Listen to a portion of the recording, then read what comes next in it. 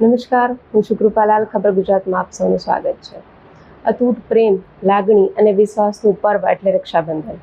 ત્યારે આ એક ફક્ત એવો પર્વ નથી કે જે ભાઈ અને બહેનના સ્નેહને રેશમી દોરાથી બાંધે, પરંતુ આ એક એવું વચન છે રક્ષાનું. આ વચન છે સમર્પણનું અને એકબીજાને હંમેશા સાથ આપવાનું.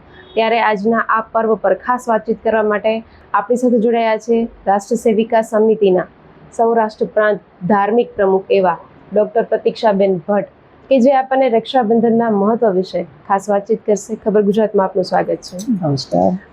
જે રીતે વાત થઈ કે હિન્દુ સંસ્કૃતિમાં દરેક પર્વ છે કંઈક ને કંઈક મહત્વ ધરાવે છે, ત્યારે આવનારા દિવસોમાં રક્ષાબંધન આવે છે, તો રક્ષાબંધનનું શું મહત્વ છે, આપ શું કહેશો? આપણી સંસ્કૃતિ છે ને ભાતીગળ સંસ્કૃતિ છે. જના ખલુ ઉત્સવ પ્રિયા આપણી સંસ્કૃતિમાં કહેવાયું છે. અલગ અલગ તહેવાર, અલગ અલગ વ્રત, અલગ અલગ કાર્યક્રમોથી આપણું જીવન છે ને એ ધબકતું રહે છે. તો ખાસ કરીને આજે તહેવાર છે રક્ષાબંધન, એના વિશે હું તમને ખાસ વાત કરીશ કે આપણે જાણીએ છીએ કે આપણી સંસ્કૃતિની અંદર ભાઈ બહેનના અતૂટ પ્રેમનો, સ્નેહનો આ પર્વ છે રક્ષાબંધન પર્વ, જે શ્રાવણ સુદ પૂર્ણિમાના દિવસે આવે છે. તે દિવસે નાળિયેરી પૂર્ણિમા પણ કહે છે. બ્રહ્મ બંધુઓ બધા જનોઈ પણ બંધે છે. આ રક્ષાબંધનની હું વાત કરીશ તો આપણી સંસ્કૃતિની અંદર પરંપરાથી આ તહેવાર, આ ઉત્સવ ઉજવતો આવ્યો છે. સૌ પ્રથમ જો હું વૈદિક કાળને યાદ કરું તો આ વૈદિક કાળની અંદર આ રક્ષાબંધન કરવામાં આવતું હતું, પણ રેશમી વસ્ત્રની અંદર અક્ષત, ચંદન, હલ્દી વગેરે દ્વારા રેશમી વસ્ત્ર કપડાની અંદર બાંધી અને હાથ ઉપર બંધન કરવામાં આવતું, ને જેના દ્વારા આપણા સ્વાસ્થ્યનું રક્ષણ કરવામાં આવતું. થોડાક આપણે આગળ આવીએ પુરાણ કાળની અંદર, તો પુરાણ કાળની અંદર આપણને ખબર છે વામન અવતારની વાત આપણે જાણીએ છીએ આપણી ભારતીય સંસ્કૃતિને. તો બલિરાજા છે એને વામન અવતારની અંદર લઈ જાય છે, વિષ્ણુ ભગવાનને પાતાળની અંદર દ્વારપાળ તરીકે રાખી દે છે. ત્યારે લક્ષ્મીજી ઊંચા નીચા થાય છે અને પછી એ બલિરાજાને રક્ષાનું બંધન કરે છે અને એના દ્વારપાળમાંથી એનામાંથી એ મુક્ત કરાવી અને સ્વર્ગમાં જાય છે. અને આપણે એ માટે શ્લોક પણ બોલતા હોઈએ છીએ, યેન બધ્ધો બલિરાજા દાનવેન્દ્રો મહાબલ તેન ત્વામ બધ્નાતિ રક્ષામાચલમાં ચલ. તો આ વાત આપણે જોઈએ તો એથી આગળ આપણે વધીએ તો મહાભારત કાળની અંદર આ ઇન્દ્ર રાજા છે, આગળ વાત તમને કરું તો ઇન્દ્ર રાજા છે એ યુદ્ધ માટે, દેવો દાનવોના યુદ્ધ માટે જતા હતા, ત્યારે ઇન્દ્રાણી પણ એને રક્ષાનું બંધન કરતા હતા.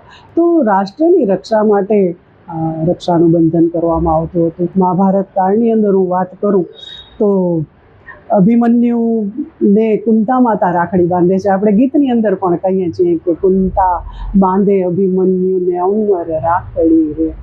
એવો જ બીજો પ્રસંગ જો મહાભારત કાળનો કહું તો રાજસૂય યજ્ઞ વખતે શિશુપાલ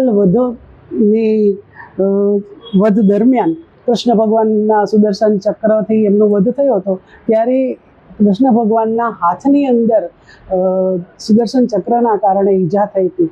તો જરા પણ વિલંબ કર્યા વગર દ્રૌપદીજી હતા, એમણે પોતાના રેશમી વસ્ત્રમાંથી, માલોમાંથી વસ્ત્ર કાઢી અને એનું પટબંધન કરી દીધું. અને એની પૂર્તિ ભગવાને ક્યારે કરી તો એ જ કાળની અંદર જ્યારે યુદ્ધની અંદર પાંડવો છે એ દ્રૌપદીને પણ હારી ગયા હોય છે, ત્યારે ભરી સભાની અંદર કૌરવો દ્વારા દ્રૌપદીનું ચીરહરણ થતું હતું, ત્યારે એ ભાઈએ એના ચીરને પૂર્યા હતા. તો આવી કેટલી બધી વાત આપણી સંસ્કૃતિની અંદર જોડાયેલી છે કે જે આપણને સાક્ષી પૂરે છે કે કુંતા માતા છે એ રાષ્ટ્રના રક્ષણ માટે જ એના પૌત્રને રાખડી બાંધે છે. ઇન્દ્રાણી છે એ ઇન્દ્રને બાંધે છે.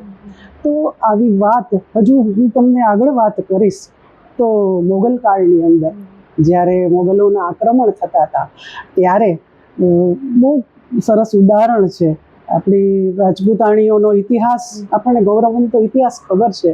એમાં એક કર્મવતી રાણીનું ઉદાહરણ, તો જે હુમાયુને રાખડી મોકલી અને પછી ભાઈ બનાવી અને પોતાના રાષ્ટ્રનું રક્ષણ કરે છે. આવી વાત, કેટલી બધી વાત આપણી સંસ્કૃતિની અંદર જોડાયેલી છે કે જ્યારે જ્યારે રાષ્ટ્રને જરૂર પડી છે ત્યારે ત્યારે આ રક્ષાનું બંધન કરવામાં આવ્યું છે. તો હું આજના દિવસે એ વાત કરીશ કે રાષ્ટ્રની રક્ષા કરવાનું તો બધાનું કર્તવ્ય છે. ખાલી રક્ષા ભાઈને બાંધે એવું નથી. બેન બેનને પણ બાંધી શકે, ભાઈ ભાઈને પણ બાંધી શકે. જેમાં આપણે ઉદાહરણ જોયા કે પોતરાને દાદીએ બાંધી, પતિ પત્નીને બાંધી. તો આ એક રક્ષા કવચ છે, એક સંકલ્પ છે, રાષ્ટ્રનું સંકલ્પ છે. એની સાથે હું તો હજી આગળ વધીને કહીશ કે ધર્મ રક્ષિતો રક્ષિત, સંસ્કારો રક્ષિતો રક્ષિત, પર્યાવરણ રક્ષિતો રક્ષિત, આરોગ્ય રક્ષિતો રક્ષિત. જો આરોગ્યને આપણે જાળવશું તો આરોગ્ય દ્વારા આપણે સચવાયેલા રહીશું. ધર્મને જો સાચવશું, આપણે ધર્મનું રક્ષણ કરશું તો ધર્મ દ્વારા આપણે સચવાયેલા રહીશું. સંસ્કૃતિનું રક્ષણ કરશું તો આપણે સંસ્કૃતિમાં સચવાયેલા રહીશું. તો મને એવું લાગે છે કે રાષ્ટ્ર ધર્મથી મોટો કોઈ બીજો ધર્મ નથી. દરેકે પર્યાવરણનું જતન કરવું જોઈએ, રાષ્ટ્રનું જતન કરવું જોઈએ, સમાજનું જતન કરવું જોઈએ. અને એની સાથે હું કહીશ કે સમાજના જે રક્ષકો છે, રાષ્ટ્રના રક્ષકો છે, આજના દિવસે એનું પણ આપણે અભિવાદન કરવું જોઈએ. એને પણ રક્ષાનું બંધન કરવું જોઈએ કે જે આપણા સમાજનું રક્ષણ કરે છે, જે આપણા આરોગ્યનું રક્ષણ કરે છે.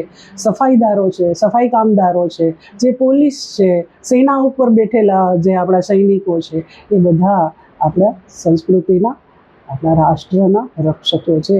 તો મને એમ છે આ રક્ષા છે એ આપણને આજના દિવસે આપણા સંકલ્પને યાદ કરવા માટેનો દિવસ છે કે આપણે શું કરવાનું છે. આપણે આ સંકલ્પ લેવાનો છે કે મારે મારી સંસ્કૃતિનું રક્ષણ કરવાનું છે, મારે મારા ધર્મનું રક્ષણ કરવાનું છે, મારે મારા કુળનું રક્ષણ કરવાનું છે, મારે મારા રાષ્ટ્રનું રક્ષણ કરવાનું છે. આનાથી મોટો બીજો કોઈ સંકલ્પ હોઈ ન શકે. હું એના માટે કહીશ કે દેશ રક્ષા પરમ પુણ્યમ, દેશ રક્ષા પરમ વ્રતમ, દેશ રક્ષા પરો યાગ, દેશ સેવા રતોત ભવેત.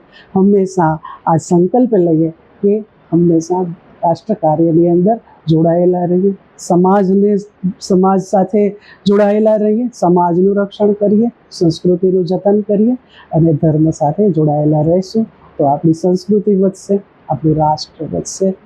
બસ આજના દિવસે મને એમ છે આ જ વાત એ આપણા માટે સંકલ્પ લેવાની છે. અસ્તુ ભારત માતા કી જય. તો જે રીતે વાત કરી પ્રતીક્ષાબેને કે રક્ષાબંધન છે એ ફક્ત ભાઈ બહેનનો તહેવાર નથી કે પછી ફક્ત રાખડી બાંધી અને આપણે પૂરું કરવાનું નથી, પરંતુ આ એક સંકલ્પ લેવાનો દિવસ છે. ત્યારે આજે આપણે પણ સૌ રક્ષાબંધનના આ પર્વ પર જે કોઈ પણ આપણી રક્ષા કરી રહ્યું છે, આપણા રાષ્ટ્રની રક્ષા કરી રહ્યું છે, તે તમામને રક્ષાસૂત્ર બાંધીએ તેવો એક સંકલ્પ લઈએ. ખબર ગુજરાત સાથે આપ જોડાયા બદલ આપનો ખૂબ ખૂબ આભાર.